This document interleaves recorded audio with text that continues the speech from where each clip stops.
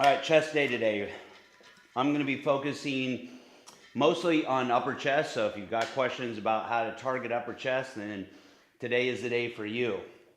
Now, when I first started training many decades ago, the dogma was, the only real way to build upper chest was just doing incline press.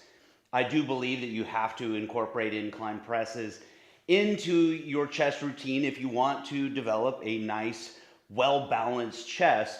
But there's some small little tweaks that you can make if you have some of the challenges that I had. Like, to be honest with you, I had terrible genetics for upper chest. We're all built a little bit different.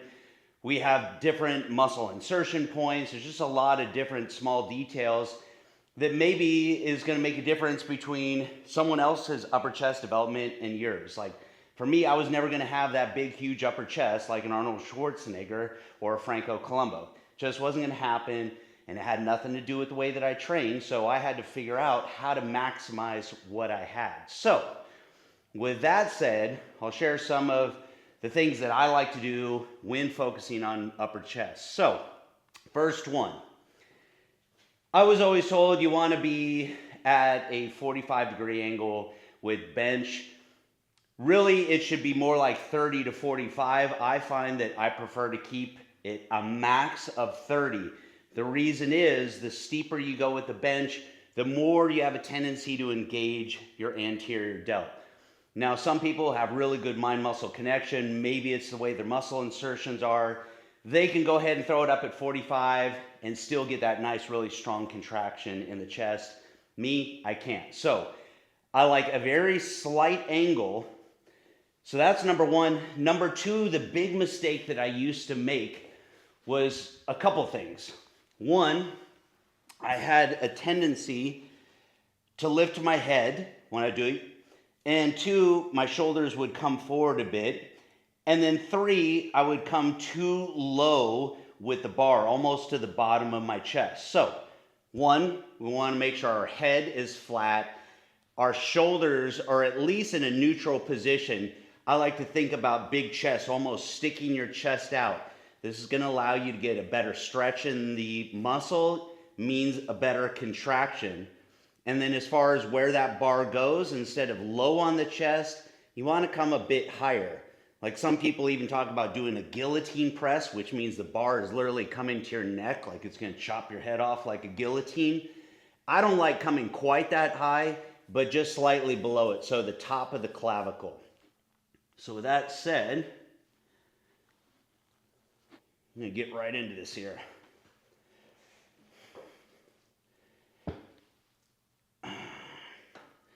Control that eccentric right there to the clavicle. And you want to feel a nice stretch there in the chest. So their elbows are flaring out just a little.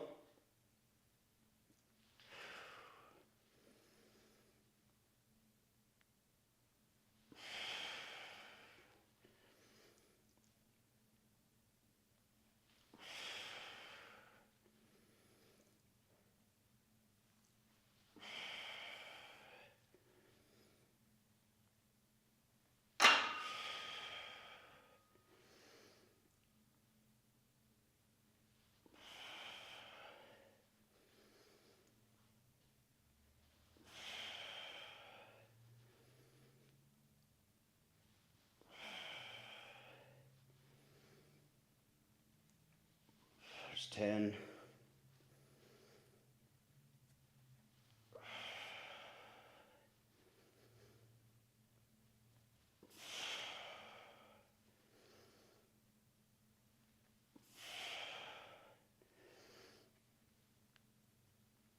$14.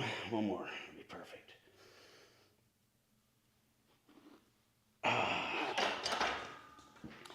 So a couple things. One, you notice that's not very heavy.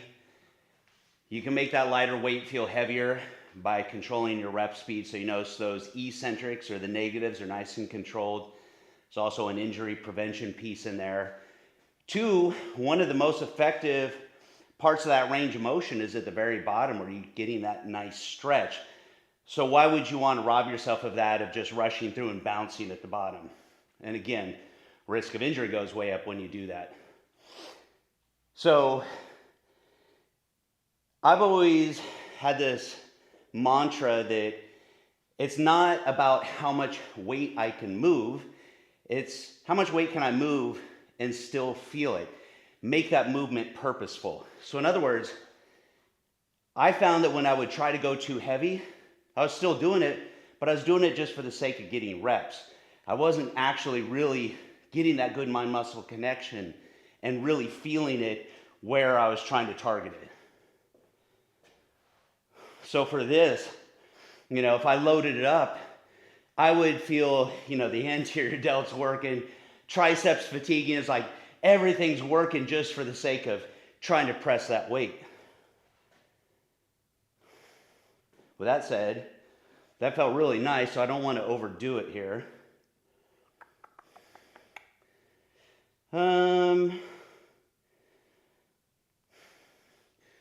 Let's just go up a little, and I can always go up even more.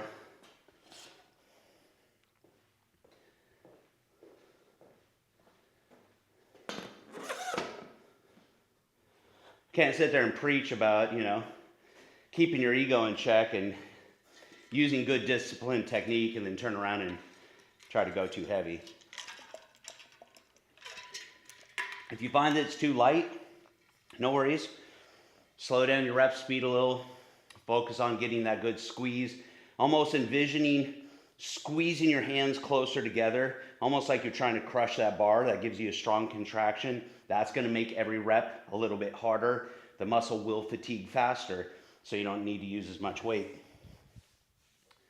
And make sure you definitely stretch between your sets.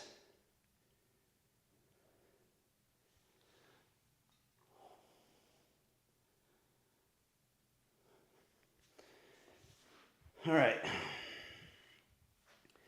And by the way, as far as, bar position, you can even try it with a very low angle like this. If you want to try almost a guillotine style where you came a little higher up on the neck, give it a try. See if it's comfortable. Make sure it doesn't bother your shoulder.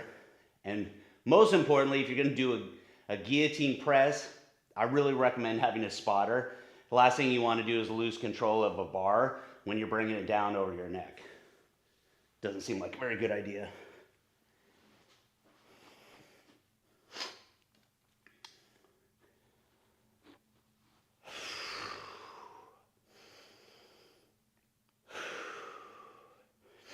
And when you're doing these, like I said, let those elbows come out a little bit. We're in a stronger position when we have a tendency to bring our elbows more forward, but then we're also engaging more of the triceps as well. So bring them out just a little bit, just enough to feel a nice stretch there in that clavicular head. So that is the upper portion of our chest. Remember, you have your clavicular head and you have your sternal head.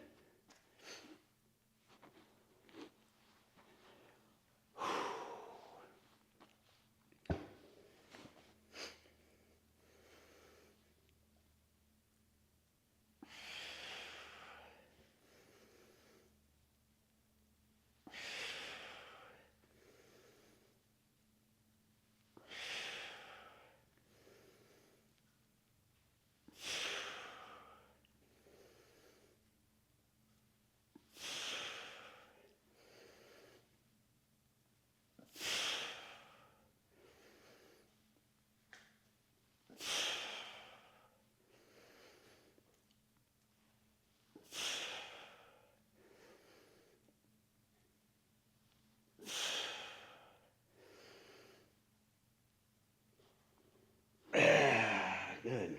As far as rep speed, when I'm doing bar, a little different than if I'm doing dumbbells. Dumbbells, you can afford to go a little slower on your concentric if you wanted to, without the risk of stalling out. Like, I don't have a spotter here, and with a bar, it's a safety hazard, pushing yourself too far. We've all seen the videos of people failing, right? Getting the bar stuck on them, having to dump the plates. You don't want to have to do that. So, with a bar press, I'll usually go ahead and just do a 1 second press. So rep count would be what's called a 3-1-1. So a 3-second eccentric, 1 second on the concentric push, and almost a 1 second hold at the top.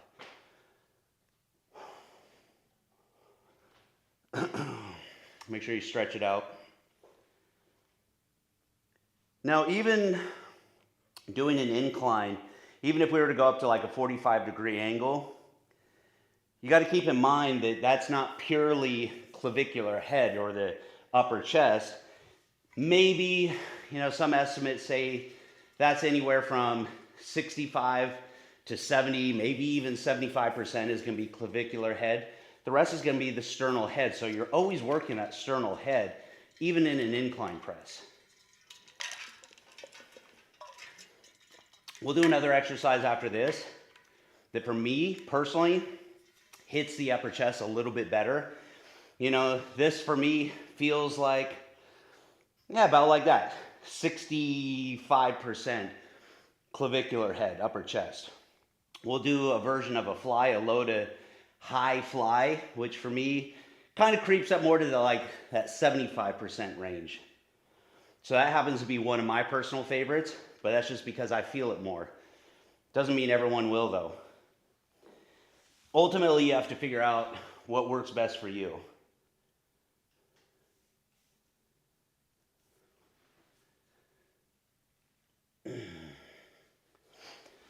All right, one more set of these.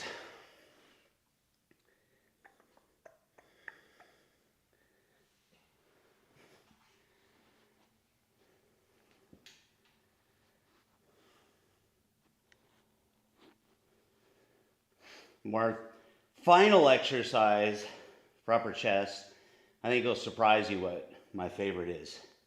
At least the one that I feel the most.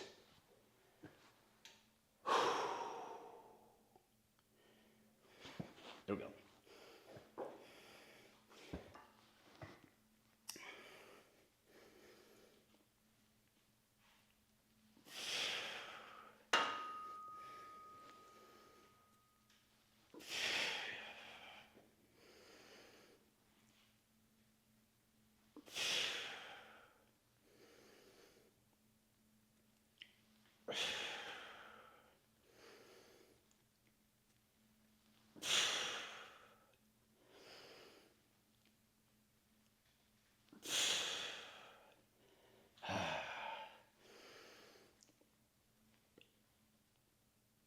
All right, so I fell short, so I'm going to rack that for a second, do a little rest pause.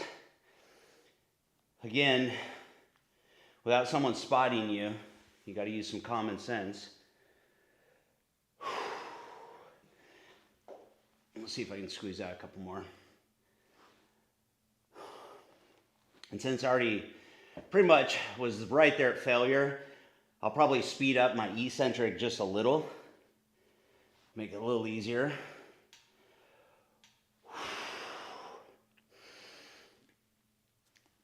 There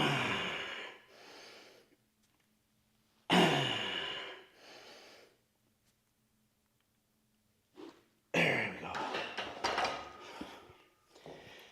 So my general rule with rep speed or tempo, it's not always super slow controlled reps, but it is always controlled. That's my one golden rule. So whether it's a 3-1-1 like this was, or maybe it's a little bit faster on the eccentric, no matter what, always keep it controlled and always keep it smooth.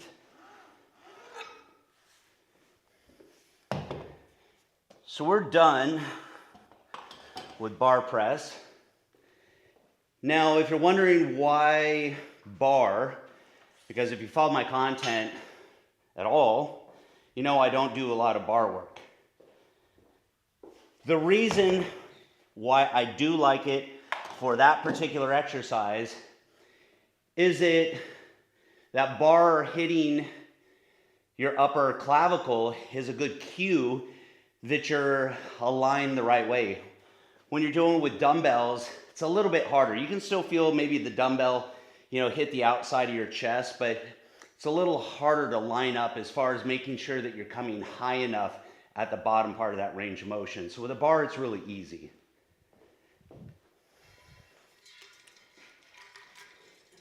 And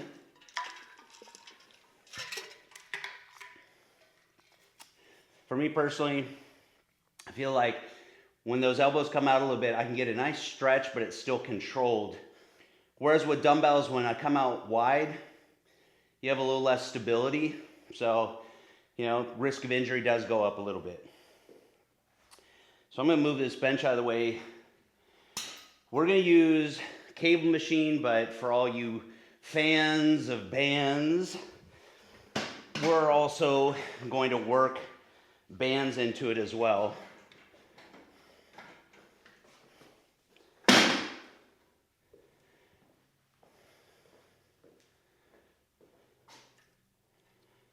We're going to need something a little bit lighter. So we'll hold on to this. Your trolley on the cable machine, you want to put it as low as you can. Now, I've said this before, for any kind of fly, I don't particularly care for how narrow this is. I would rather do these in a commercial gym where your cable machine is much wider. It changes the angle. These I'm coming from very low to high, whereas with a commercial gym where it's out a little further, I just happen to like the angle better. I get a little bit nicer stretch right here at the bottom. But you know what? You make do with what you've got. And then with the bands, you can either do the full movement with the bands, or you can do it like I'm going to do it for the finisher, which really is just mimicking the cable machine. So don't go too heavy. You want to be able to maintain disciplined technique.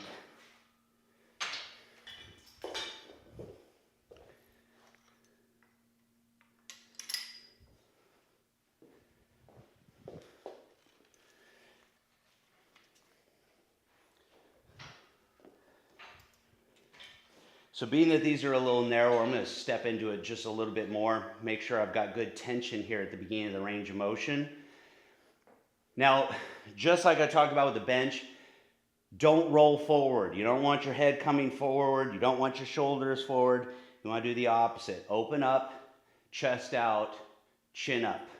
If you want a big chest, think big chest. So this gives us a nice stretch, good tension there across the chest. And we're going to squeeze up to the middle.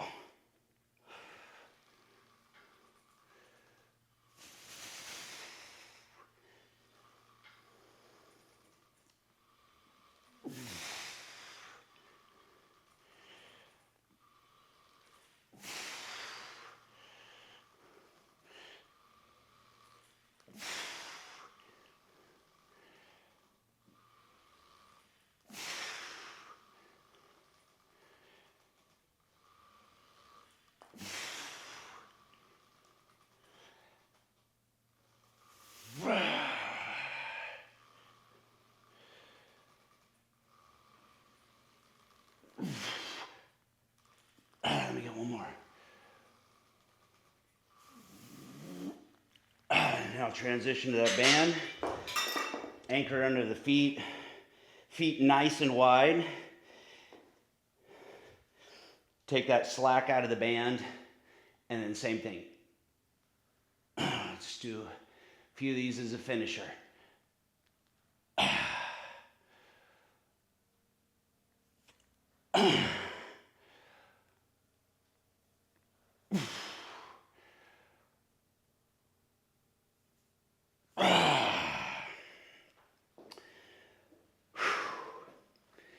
So if you're wondering why this works the upper chest, you got to think about the direction of the muscle fibers.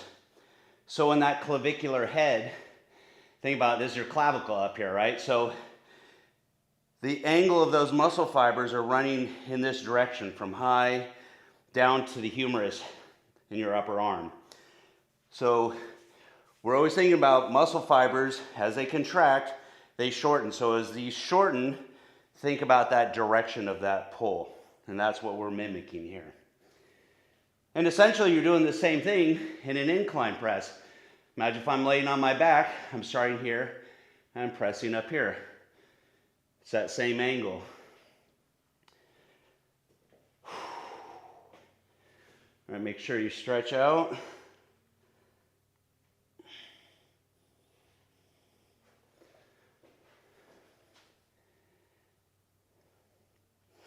Now, I always used to do the standard. Like the standard protocol was flat bench, incline bench, decline bench.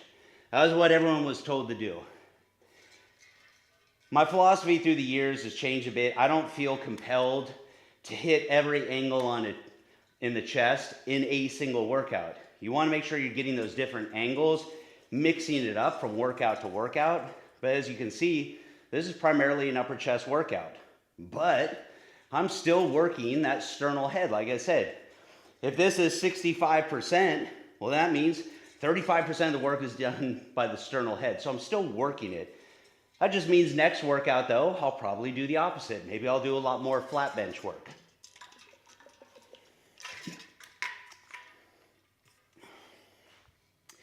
You know, there's not some sort of exact science.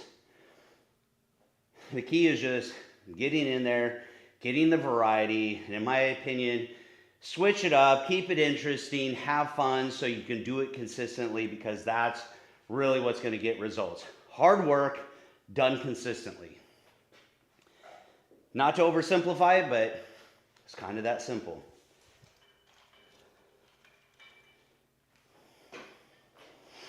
All right, here we go. Again, chest out, chin up.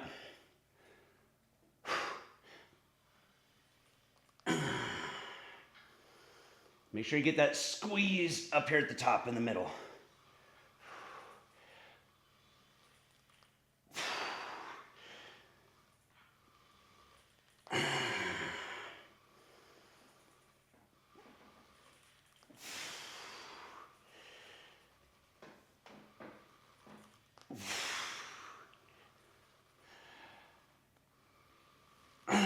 Seven, 8, 9,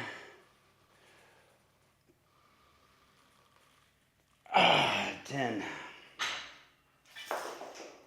Whew. All right, go right into this finisher. So again, I like to go as wide as I can with the feet.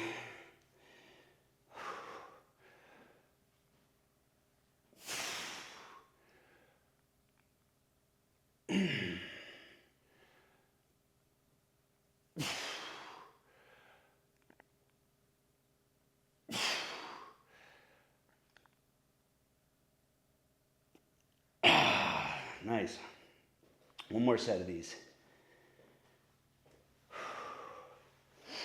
There's a lot of different things you can do for upper chest. For example, one of my go-tos for a long time was an incline dumbbell fly. There's so many different variations. You can mess around with that where you're coming a little higher, again, sticking to that same plane right here. What you're shooting for is you want to feel that nice stretch right here. For me, I like trying different things as far as hand rotation at the top to try to get a little extra squeeze. The best thing that I can recommend is just trying different things and see which one you feel more. And that's the thing, it's a feel thing, right? I say it all the time, it's not just pure mechanics, it's learning to tune into your body.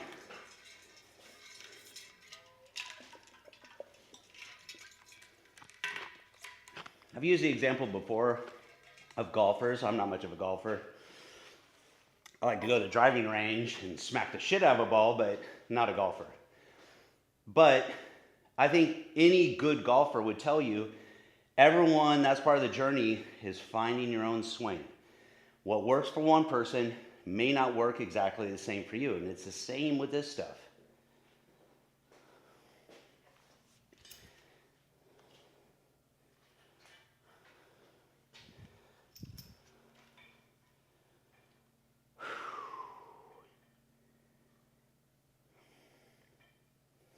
All right, here we go.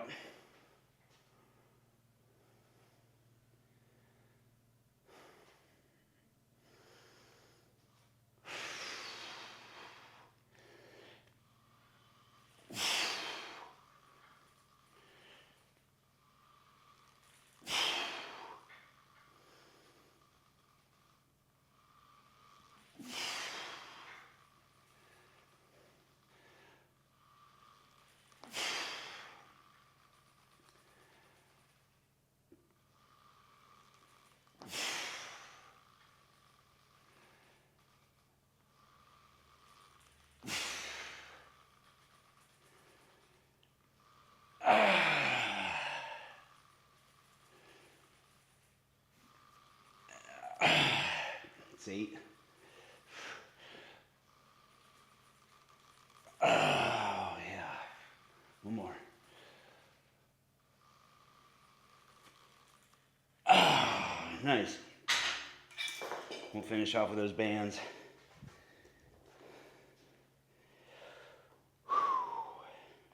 Good stuff.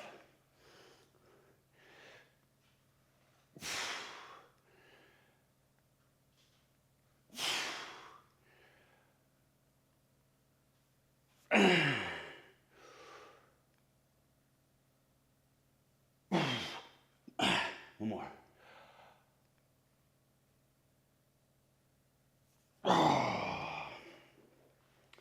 Good, good. You know, I would add one more thing to that whole conversation about trying different things and learning, to really tune into your body, to train by feel. Another big part of that, though, is do no harm.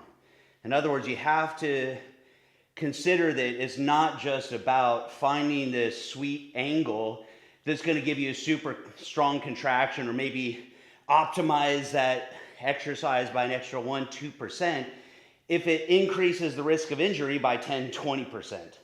So that's the other part that you really want to keep in mind, because progress is going to come from those consistent forward steps. The backward steps are going to be injury.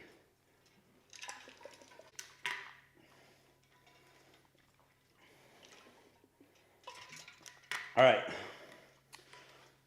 So here's the exercise. It might surprise you as far as one of my favorites for upper chest. And that is going to be a push-up with the feet on the bench, which is going to mimic an incline press. So why do I like this so much? Just something about the angle. If you get nice and low into that press, first of all, it's teaching you to keep your chin up out of the way. But if you get nice and low into that press, there's something about the angle. It almost mimics like what we're talking about with a guillotine press. But there's something about it that just really helps me focus on the upper chest. And because I'm not worried about how much weight I'm moving, and instead I'm more focused on just good technique, getting that nice stretch there, and then really getting good mind-muscle connection, thinking about trying to squeeze my hands closer together to get that strong contraction. You add all those things up, and it just makes for a really good contraction there in the upper chest. So, here's how I typically like to do these. I'll do as many reps as I can clean. It's not about quantity. I always say this, I don't give a shit how many you can do. It's not a counting game. It's about quality. How many really good ones can you do? How hard can you make each rep? Not how easy can you make it. Doing them super fast, shallow, range of motion, using a lot of momentum, that's making a rep easy. How do we do the opposite? How do we make it harder?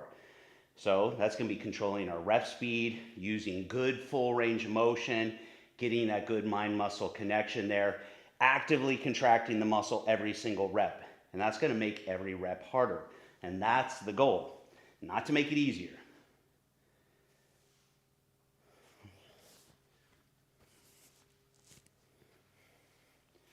All right.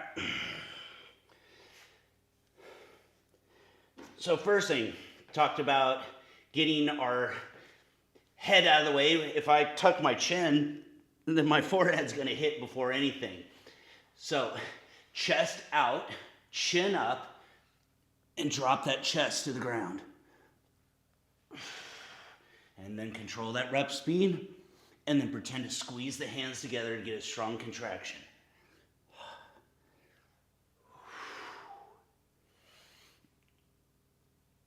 Also let those elbows flare out to the sides like that versus tucking them in here. Oh, you want to feel a nice stretch in the chest at the bottom.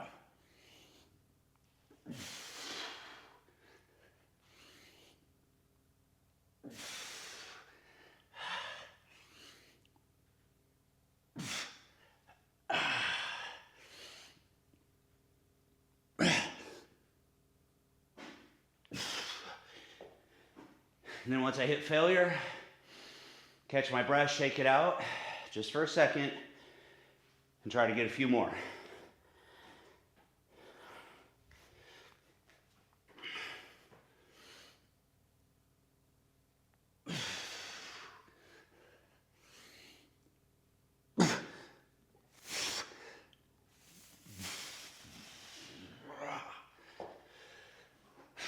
Good shit.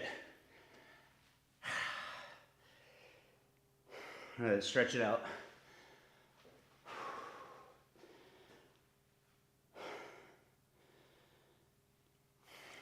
For me, what makes those really challenging out of everything, more than the slower rep speed, more than the range of motion, is actively trying to contract the muscle. So visualizing bringing those hands closer together. Remember, it's what your chest does, right? It brings your arm across your body. So if you do this, you'll see you get a strong contraction. Think about doing flies, right?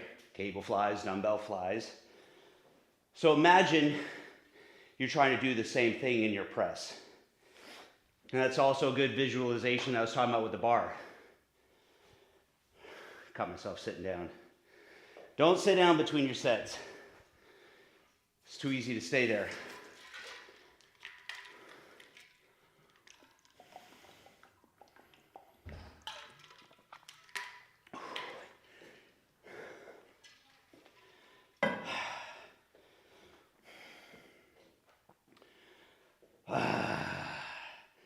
Got 2 more sets of these. All right.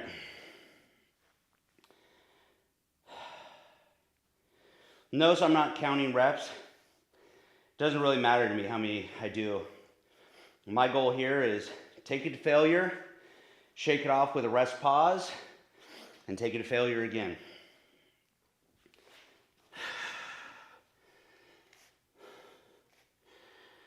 It's also a good gut check whether you push yourself hard enough in the rest of your workout.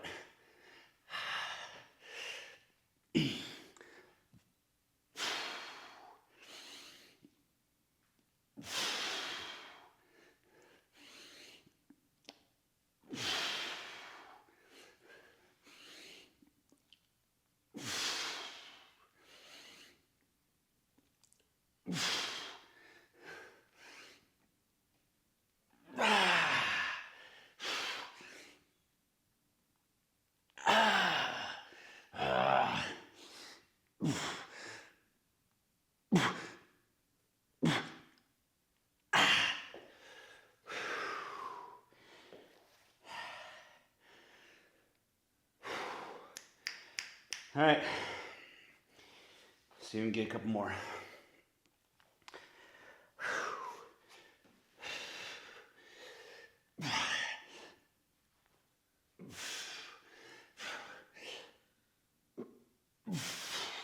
One more.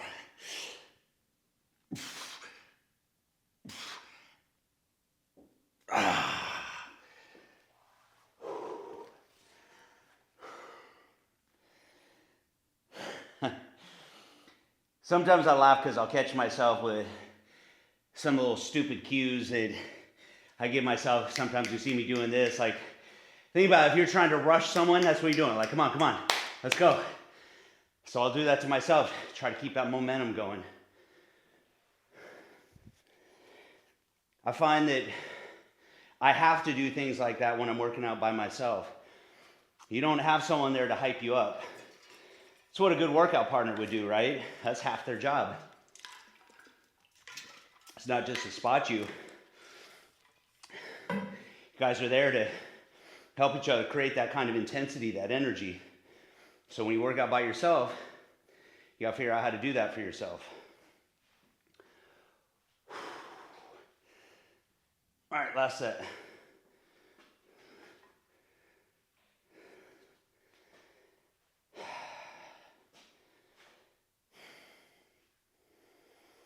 Here we go.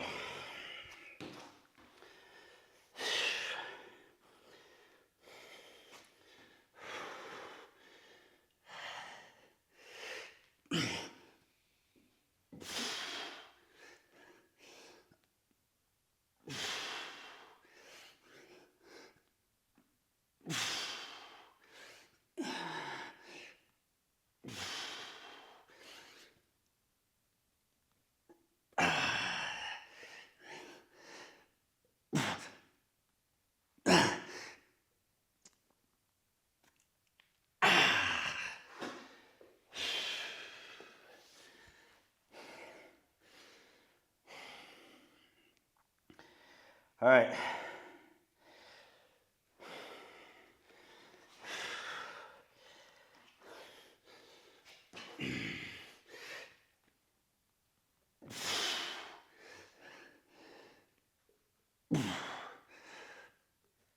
Ah, man, let's go.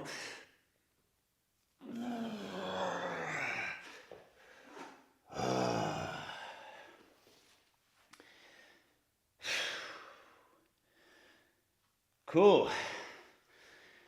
So that's chest. So now, even though, again, that was targeting upper chest, that's still working the full chest. Next workout, I'll probably do more flat presses with maybe dumbbells. Even with the flies, maybe regular flies, or same thing, cable flies, where the trolley is more chest height. You just got to vary it up within the month. Make sure there's a good balance between the two. Now, I also do abs on chest day, so I'm going to do those later, but definitely feel free to knock those out. Oh, shit. Oh, man. I was so ready to be done with this workout. You know what we haven't done? We haven't done triceps. So we need to do at least one good exercise. How about this? We're going to do diamond push-ups. Now, it's a good way to finish off our chest as well, because that's not just triceps. But when you're doing any kind of, whether it's a close grip bench press or it's a narrow push-up like this, just like I pointed out earlier, your elbows can do one of two things. They can either come out wide like this, or they can come more backwards. For me, when I'm doing tricep focused push-ups, I like keeping the elbows tucked to my body. I get more range of motion, more movement at the elbow, which means more triceps, less movement at the shoulder, which means a little bit less chest. So with that said, they call them a diamond for a reason, even though it's not much of a diamond, kind of more like an arrowhead or a triangle. All right, here we go. This is going to be a bitch after doing those other push-ups. But you'll notice they'll also feel different. So elbows tight to the body.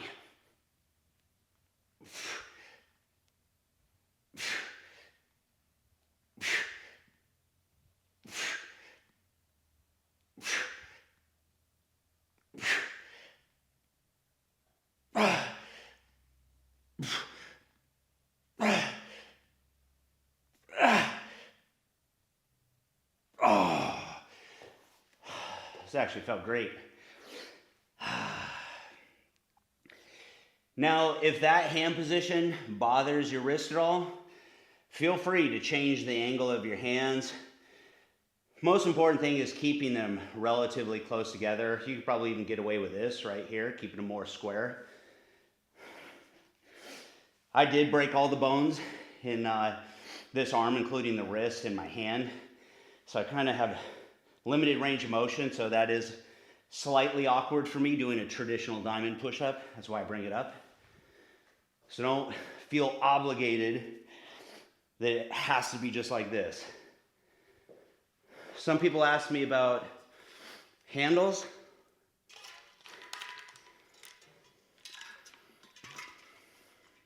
Like these. They're not bad. They help me because of that lack of mobility. In traditional pull-ups, the only thing I caution people with is that it obviously allows you to go deeper into that range of motion, so you get more of a stretch at the bottom. This can be a good thing, but I've got a great stretch here without my chest touching the ground. If I tried to force my chest to the ground, it ends up putting a lot of strain on that connective tissue. So that's the only thing I caution you with. Be careful about that at the very bottom. You don't need to overstretch everything. But for doing a close grip press like this, probably not bad. We'll give it a try here. Again, keeping those elbows tight though.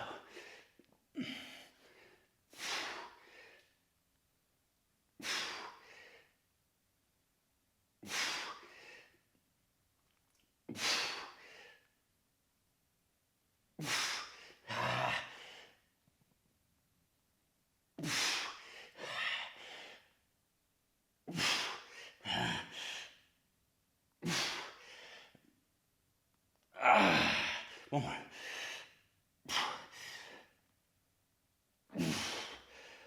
Oh. You do those right,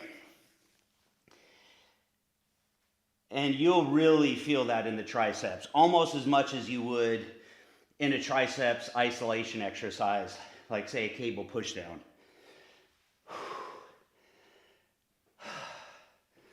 But just so you feel the difference, try it. Try letting the elbows go wide, see what that feels like, and then tuck the elbows in and see how that feels. Make sure you get a full extension at the top. It's easy to cut yourself short and stop here. Go all the way. Doesn't mean hyperextending your arms, but get good full range of motion.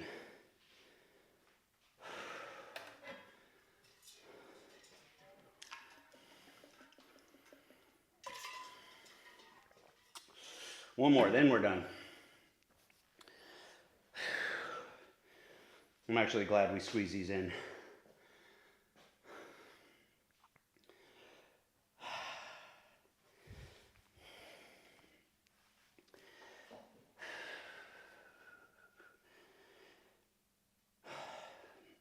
Now, if you've never done one of these workouts with me before, the only reason I'm doing one exercise for triceps is because we're doing this on basically what's a push day. It's not a PPL. A true push-pull legs would also include shoulders on a push day. But in all of our chest movements, especially when we're doing compound movements, as opposed to the isolation, we're using our triceps as well. So it's not like they've been neglected this workout. So to come in and do one exercise specific to triceps, I find ends up being plenty on this particular style split. Now, if I was doing, say, arms day, biceps, triceps, that'd be a different story. I'd probably come in and do 3 exercises for triceps.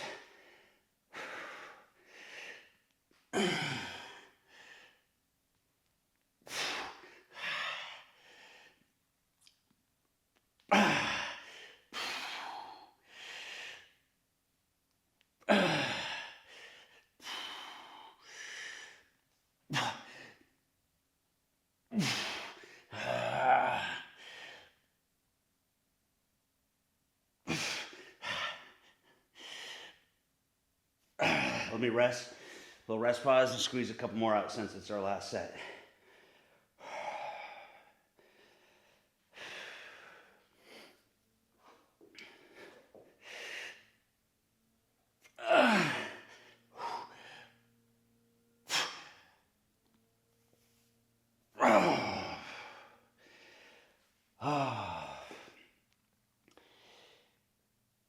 You know, if I was doing a arm day, by the way, though, that would be a 5-day split.